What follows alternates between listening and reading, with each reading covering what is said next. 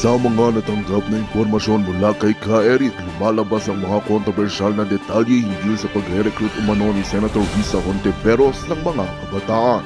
Ayon sa kanya, ginagamit ni Hontiveros sa mga ito bilang political operators sa kanilang pagkukunwari bilang kumulekta ng pondo sa pamamagitan ng pagpupustura bilang mga civil society advocates. Ipiniliwanag rin ni Ka Eric kung saan nga ba nagmula ang organisasyon ng Akbayan at sinasabi niya na mula ito sa CPP, NPA, NDF at ang kasapi nito sa Akbayan ay mga tumiwalag at mga itiniwalag sa grupong CPP, NPA, NDF. Ang mga nabanggit na impormasyon ay nagdulot ng matinding kontrobersyal sa lipunan at nagpapakita ng posibleng ugnayan sa mga politiko sa mga armadong grupo tulad ng CPP, NPA, NDF. Ipinakikita rin nito ang patuloy na laban para sa katotohanan at integridad sa larangan ng politika sa bansa. Dahil dito, marami ang nagtatanong at humihiling ng mas malalim na imbestigasyon upang mailantad ang mga lihim na gawain ng ilang mga opisyal ng gobyerno. Sa pagpapalabas ng mga ganitong balita, mahalaga ang patuloy na pagiging mapanuri at mapanlikha ng mga mamamayan upang malaman ang katotohanan sa likod ng mga pangyayari. Layunin din ng pagbabalita na maghatid ng impormasyon sa publiko na matutuklas sa mga malawakang pagtugon at aksyon mula sa mga kinauukulan upang panatilihin ang kaayusan at katarungan sa lipunan. Well, ito nga ang balitang ating pagkakatutukan. Ngunit bago ang lahat, siguraduhin mag-subscribe at i-hit ng notification bell para sa patuloy na pagtutok sa mga suliyap ng bagong balita sa tunay na boses ng masa.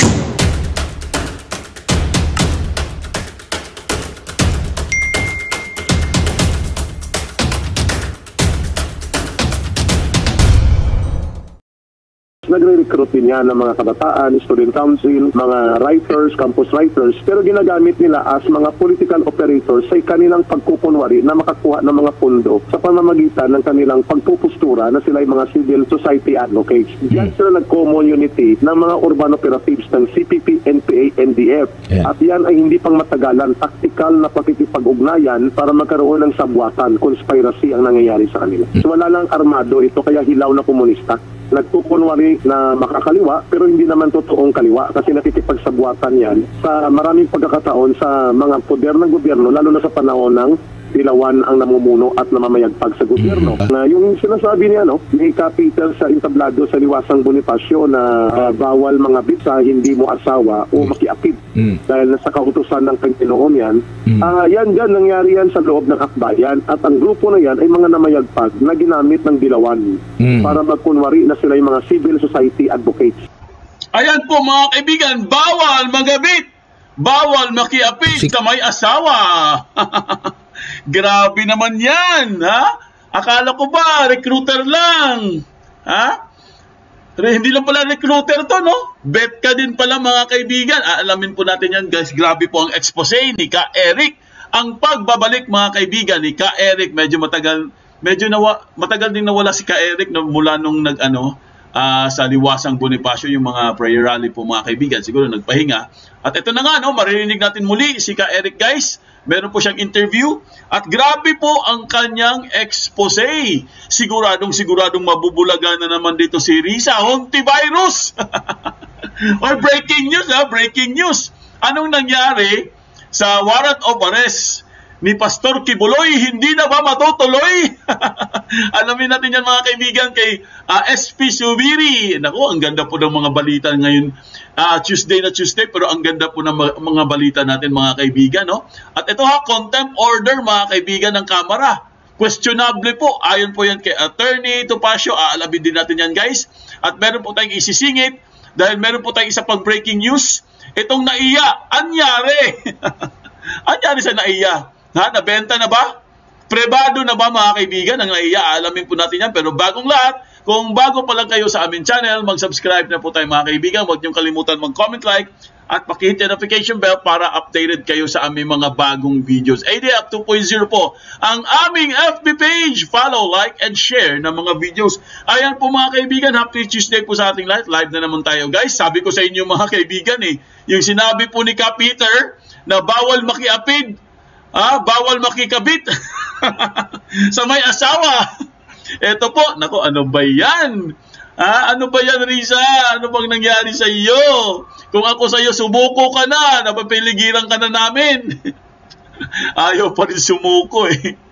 Alam mo, Risa Hontivirus, kung ako sa iyo, itigil mo na yan. Dahil, ito guys ito po ang nakakatawa mga kaibigan. Ito pong nangyari guys, nakikiusap na po siya guys. Parang kung kulang na lang luluhod siya. Nakikiusap na po siya o kulang na lang guys. Parang talagang pipilitin na po niya itong si SP Subiri na please naman, ilabas nyo na ang warrant of arrest. Bakit? Paranoid na ba talaga itong si Risa mga kaibigan? Ano bang nangyari sa kanya? Wala na ba siyang ibang issue? Ang dami-dami natin pwedeng gawin eh. Ang dami-dami natin pwedeng pag-usapan. Pwedeng imbestigahan. Di ba? Bakit habol kayo ng habol kay Pastor? Ano bang meron dyan? Tuloy. Yan lumalabas tuloy yung mga umaalingasaw mo na mga baho. Umaalingasaw tuloy paano yan? Bistado ka na naman ngayon. Recruiter! Naku, pag-uusapan po natin mamaya guys. Pero syempre, kung umustahin muna natin ating mga OFW. Diba? Ang ating mga bagong bayani. Ayan, saludo po kami sa inyo. Ang ating mga kababayan dyan sa abroad na nagtatrabaho po guys. No? Syempre, araw-araw. Minsan pa nga, 3 trabaho. No? 2, 3 trabaho. Para lang po sa pamilya. Para lang po maiahaw ng pamilya guys. At nagbabayad po sila ng tamang buwis. Ang ating mga bagong bayani. Pero anong nangyari sa kamera? Anong nangyari sa kamera? Mga manhid. Mga bulag, mga bingi. Ilang beses na kami nananawagan sa inyo, buksan nyo ang libro para magkaalaman na. Wala pa rin. Ayaw nyo pa rin tumugon. Bahala kayo. Malapit na ang June. Hello June, malapit na si June. Diba? Ilang buwan na lang ba bago mag-June mga kaibigan? Konti na lang no. Diba? Ilang buwan na lang bago mag-June. Naku mga kaibigan, katapusan na po talaga ito. Oy, si Vivian Fontanilla mga kaibigan, nagpalipad po ng kanyang 1,250 pesos. Galing naman, Foodinet, pagkape mo daw from Norma Jalaba. Ay, si Norma Jalaba pala to, no? Hello, Norma Jalaba, maraming salamat po. At kay Vivian Fontanilla, maraming salamat sa pagkape. Ang daming kape niya na, Vivian Ilang kape yan sa Starbucks? Parang sino ba yun? Yung social magsalita? Si Kuting? We don't, sabi niya? We don't make pasyal-pasyal. Kape-kape. We don't make pasyal-pasyal, pakape-kape. Oy, maraming salamat Vivian Fontanilla.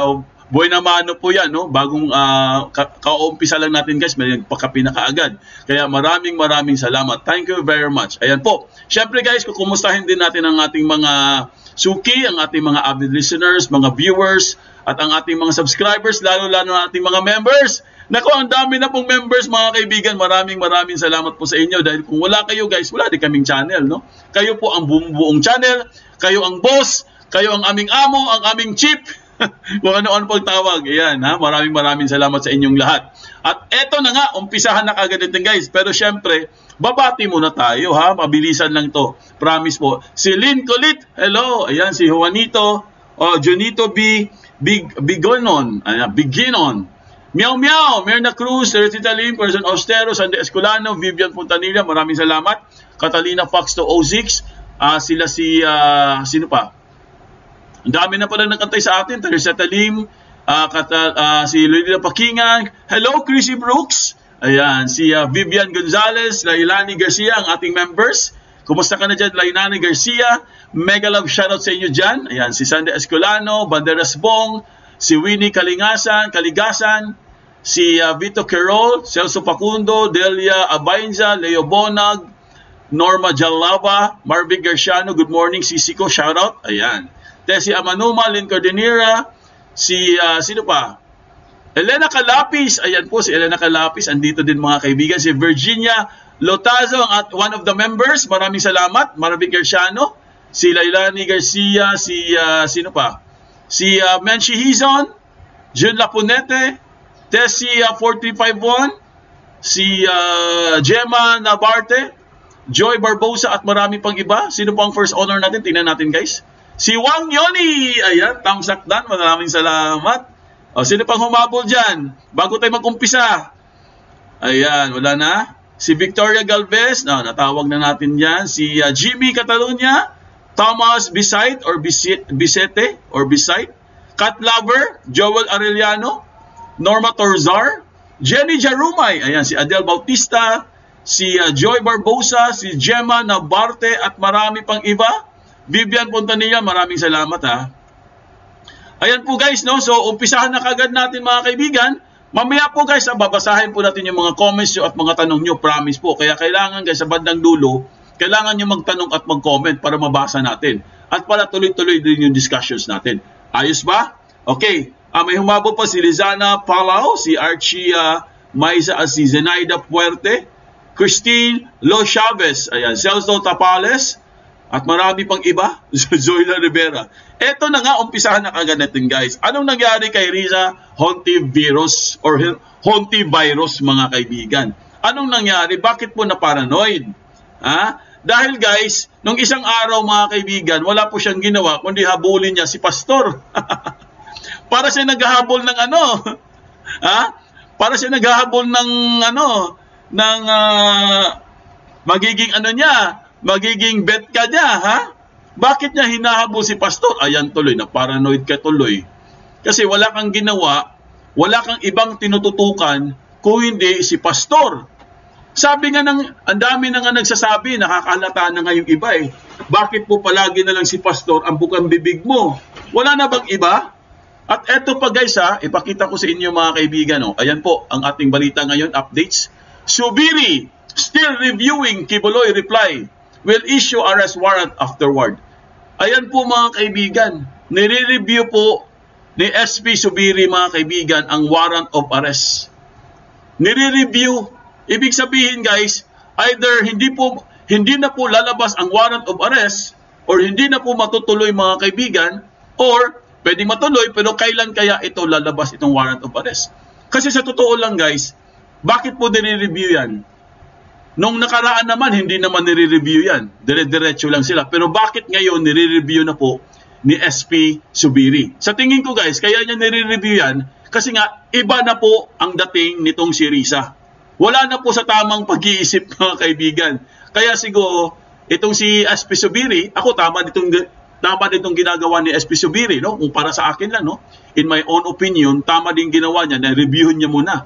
Huwag pa dalos-dalos, di ba? Hindi katulad sa kamera, pirma ka agad. Unanimously, pirma agad, approve ka agad. Hindi pa nga nila pinag-iisipan or hindi pa nila pinag-aaralan. Kawawa naman si Pastor Kibuloy, di ba?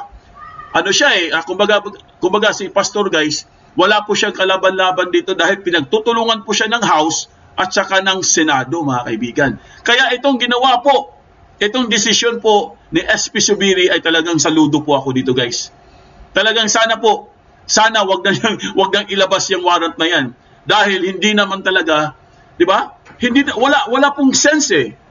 Nonsense na po mga kaibigan. Itong warrant na yan. Kasi bakit pinipilit? Kung ayaw, di ba? Kasi meron namang mga legal processes yan, di ba? Meron namang mga legal na hakbang yan. Hindi naman yan basta-basta na lang eh. Na para bang sinasabi mo na pag sumagot po ang kampo ni Pastor Kibuloy ay parang wala lang sa inyo. Kaya nga ginawa yung show cause order eh. Ano bang ibig sabihin yan? Para magpaliwanag po yung kabilang kampo kung bakit hindi siya dapat arestuhin. Dahil po mga kaibigan, meron din pong karapatan si Pastor Kibuloy. Hindi lang po itong si Riza Hontivirus na nagsiga-sigaan dyan sa Senado na walang ginawa kundi habulin si Pastor. At may nabalitaan po tayo mga kaibigan na siya po ay lumuluhod, umiiyak at nakikiusap na po mga kaibigan na sana ilabas na yung warrant of arrest. Ibig sabihin, yan lang talaga ang gusto nyo. Siraan po si Pastor. Hindi na po ito in aid of legislation guys. Sa tingin ko lang hindi na po in aid of legislation to. Kasi wala na eh. Sa tingin ng mga karamihan guys, desperado na po. Ito, basahin lang natin guys itong nakalagay sa balita. Para po makumpleto ang ating context guys, no? Ito po Senate President Juan Miguel Subiri has yet to issue a warrant of arrest against Pastor Apollo Kibuloy following a request from Senator Risa Hontiveros, chairperson of the Senate Committee on Women, Children, Family Relations, and Gender Equality. Ibig sabihin guys, malabo na po yan mga kaibigan sa tingin ko dyan. Malabo na po yan. I just got back last Sunday, sabi po ni Subiri. Right from the president's trip to Czech Republic, he said, no? Subiri said he still needs to review the reply of Kibuloy and Hontiveros today so he can give a decision soonest. Ibig sabihin guys, sa tingin ko lang bakit po nire-review itong reply o itong respond ni Pastor Kibuloy? Dahil itong si Risa mga kaibigan, si Risa Hontiveros, hindi niya po pinag-aralan ang sagot ni Pastor. Yan po ang tingin ko dyan guys. Hindi niya pinag-aralan niya, baka siguro hindi rin niya binasa Sa tingin ko lang Sa tingin ko lang guys baka nga hindi niya binasa yung respond Baka nga siguro parang in-scan na niya, ano ba tong respond na to? Walang kwenta to. Kasi nga sumagot na si Pastor, di ba, yung kampo niya. Tapos anong sabi po ni Risa Hontiveros sa sagot ni Pastor? Unsatisfactorily. Ibig sabihin, unsatisfactory po mga kaibigan, hindi po siya satisfied. Unsatisfactory. Hindi siya satisfied sa sagot ni Pastor Kibuloy. Kaya nga siguro guys, itong si SP Subiri, siguro sa isip niya, grabe naman tong Risa na to, hindi mo lang pinag-aralan. Di ba? Sasagot ka ngayon, tapos maya-maya, sasabihin mo, hindi ka satisfied. Ang bilis naman. Di ba? Dapat pag-aralan mo muna, tingnan mong mabuti. Di ba? I-scan mong mabuti. Ano ba talaga tong sagot ni Pastor? Ito ba talagang pagbibigyan natin? Di ba? Magbibigay tayo ng reconsideration? Dapat bang si Pastor ay mabigyan ng or ma-issue ng warrant of arrest? Tama ba itong ginagawa natin? Di ba dapat ganun guys? Hindi po yung basta-basta na lang sasabihin mo, sige, warrant of arrest na yan.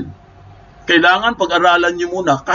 Dahil mga kaibigan, si Pastor po, ay hindi naman yan, sabihin na lang natin, hindi naman siya yung ordinary na tao na katulad natin, di ba? Si Pastor po, mga kaibigan, ay isang evangelist, di ba?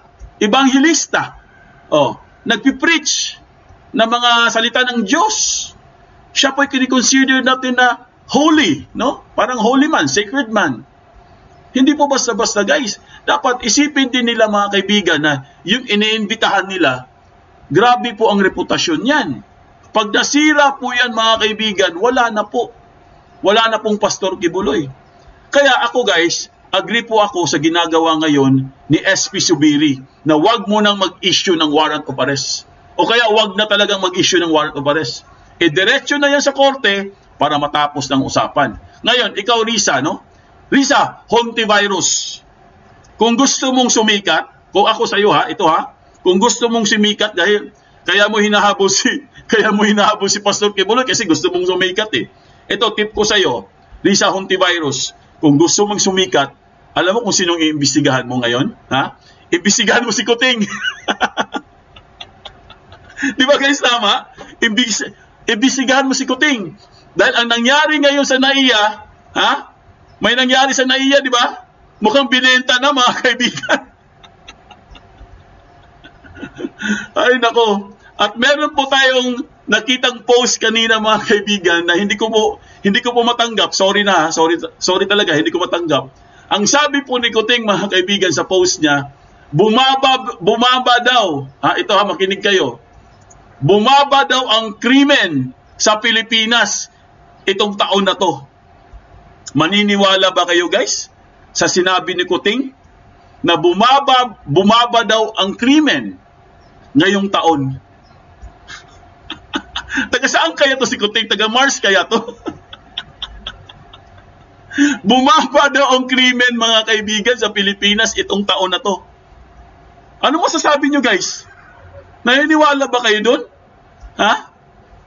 Paano bumaba? Paano bumaba ang krimen itong taon na to? Nung isang araw lang Ilang sundalo po. Ilang sundalo ang nasawi. At pinuntahan pa po ni Vice President Sara Duterte.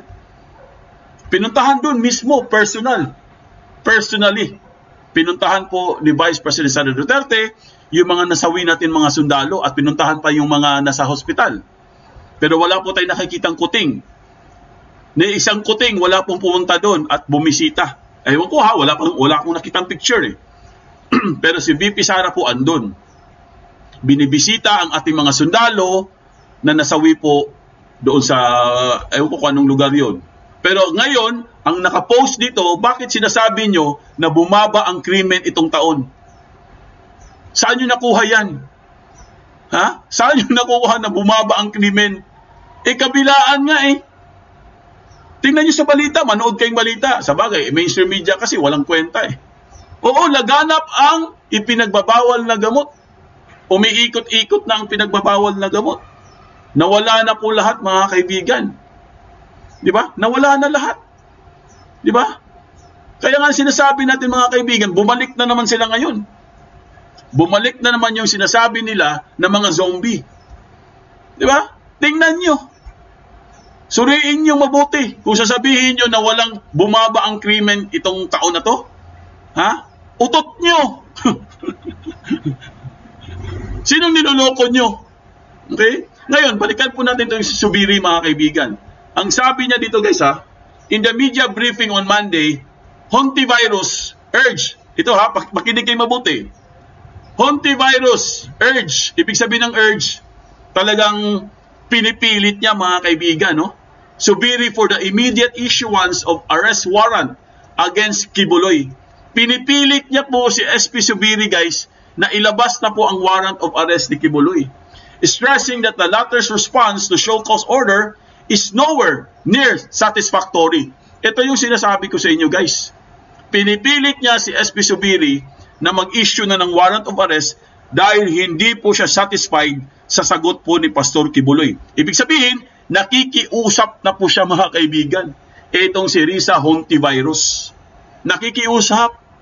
Kulang na lang siguro umiyak sa harap at lumuhod. Di ba? Kami, lulukuhin nyo pa kami? Ha? Siyempre, may mga bashers na naman, no?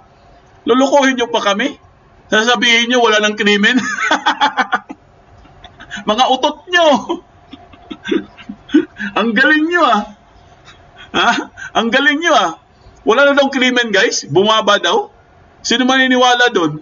Sino ba niloloko nyo? Yung lolo nyong panot? Ay, naku, ewan ko sa inyo. Ito po mga kaibigan, ha. Did nothing, ito po, Kibuloy Camp did nothing but rehash previous arguments they made for not attending our Senate hearings, said Hontivirus in a media briefing. Rehash daw. Napag-usapan na natin ito kahapon eh. Pero i-extend ko lang guys, no, kasi napag-usapan na natin ito kahapon. I-extend ko lang guys, na ito pong pag-serve ng warrant of arrest kay Pastor Kibuloy mga kaibigan, mukhang hindi na po matutuloy. Ha? Ito pong warrant of arrest ni Kibuloy, baka hindi na po matutuloy guys. So, aabangan na lang natin sa mga susunod po na updates. Okay? Pakinggan lang natin ito guys ha, itong balita po para po mabigyan po tayo ng magandang para makumpleto po ang ating context mga kaibigan.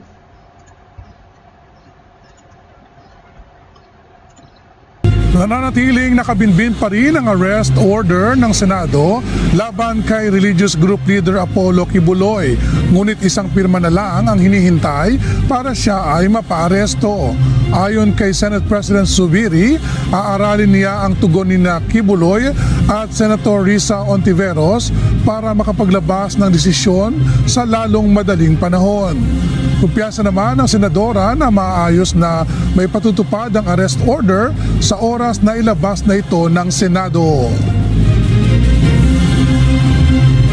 Well, hopefully walang mamumuong physical resistance dahil if ever isa na namang negatibong development yan dito sa investigasyong ito na kung hindi lang nagdrama ng napakatagal ni Kibuloy, kung sana humarap na lang siya sa unang hearing, hindi kailangang umabot sa ganito.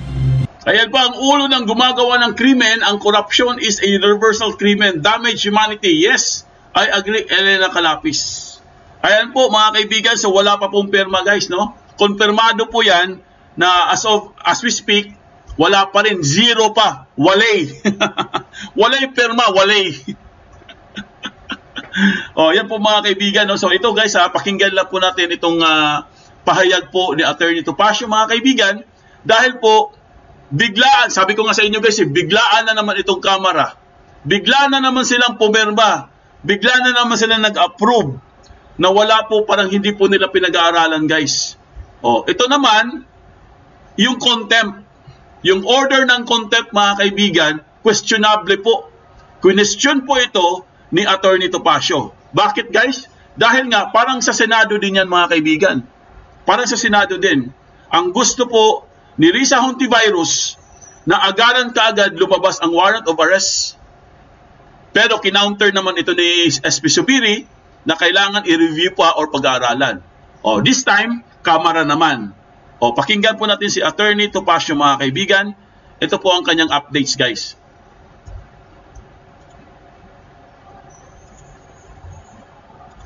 Kinuwestiyon ng legal team ni Pastor Apollo C. Quiboloy ang kapangyarihan ng Kamara na mag-issue ng contempt order laban sa buting pastor. Alamin natin kung bakit sa report ni MJ Mondihar. There is a motion to approve House Bill number 9710 on second reading. All those in favor, please say aye. Aye. All those against, say nay. The ayes have it. House Bill number 9710 is hereby approved on second reading. Yan na eksena sa plenaryo nitong nakaraang linggo nang aprobahan sa second reading ang panukalang batas para tanggalan ng prangkisa ang SMNI. Kung pagbabatayan ng legislative process, natapos na ang lahat ng committee activities sa mga issue na pinagpipilitan nilang ginawa ng network. Ngunit sa kabila nito ay pinadadalo pa rin sa investigasyon ng Franchise Committee si Pastor Apollo C. Quiboloy. Ito'y kahit malinaw ang paliwanag ng legal team ng SMNI na walang kinalaman si Pastor Apollo sa day-to-day operations ng network sa mahabang panahon. At ang posisyon na honorary chairman ay bilang paggalang lamang sa butihing pastor bilang nagtatag ng himpilan. Kaya ngayon may banta pa rin ng contempt laban sa butihing pastor ay kinesyon ng abogado nitong si Ferdinand Topacio ang kapangyarihan ng Kamara na gawin ito. Lalo na tapos na ang usapin sa SMNI franchise sa committee level. Ang kaparehas sa komite na nagpapatawag kay Pastor Apollo. Pagka ganun po, we were overtaken by events. Sapagkat ayon po sa mga kaso ng Korte Suprema, lalong-lalo na nga itong Balag versus Senate, kapag ang komite ay nag-adjourn na or ang buong Kongreso ay nag-adjourn na, ibig sabihin nawawala na rin po yung kapangyarihan ng komite o noong Kongreso mismo na mag-issue ng contempt order. Ito nakaraang linggo nang makiusap si Attorney Topacio sa Franchise Committee na iantala muna ang pagpapalabas ng contempt order para kausapin si Pastor Apollo. Pero ani Topacio, nangyari na ang nangyari at nasa House plenary na ang usapin. Hindi ko alam that day itself ay mag-a-adjourn na yung komite. At nagulat na rin ako na kapag noong pagka-adjourn ay mayroon ng committee report. Kung ipipilit raw na ipakontempt si Pastor Apollo, gate ni Attorney Topacio na halatang halata na panggigipit na ang ginagawa ng Kamara. Paliwanag naman ng ilang kongresista, pending pa ang House resolution laban sa umunoy fake news at red tagging na pinupukol sa SMNI. Kaya pinahaharapan nila sa investigasyon ang butihing pastor. Ngunit, ang mga miyembro na rin mismo ng Franchise Committee ay nagsabi na mga tanong hinggil sa change of ownership ng network ang gusto nilang ipasagot kay Pastor Apollo. Mga issue na sakop na sa panukalang batas na ipinasa nila sa plenaryo at naunang ipaniliwanag ng maayos ng SMNI legal team. Sa ngayon, nabigyan na ng kopya ng position paper ng SMNI ay higit 60 miyembro ng Franchises Committee. Tatlong proseso ang pagdadaanan bago makapag-repeal ng isang umiiral na batas. Una sa Kamara, aakyat ng Senado, pangatlo sa sala ng Pangulo. Sa kaso ng SMNI, hindi pa tapos ang laban dahil tsak mag-iiba ang istorya pagdating ng Senado. Sa taong 2044 pa mag-i-expire ang SMNI franchise. Biro mo sa 2024 pa mga kaibigan, di ba? 2024 pa, ang layo pa no, no? Pero anong ginagawa nila guys? Ginigipit na kaagad nila ang SMNI, di ba? Ginigipit na kaagad nila si Pastor. Di ba? Kasi pareho lang naman yan eh. SMNI, Pastor, pareho lang. Connected ang lahat na yan. Si Pastor po, At dito na nga po nagtatapos ang ating video.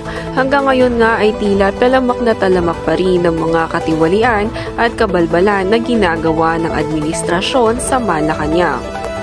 Ang taong bayan nga ay nagsisimula na ang mag-aklas upang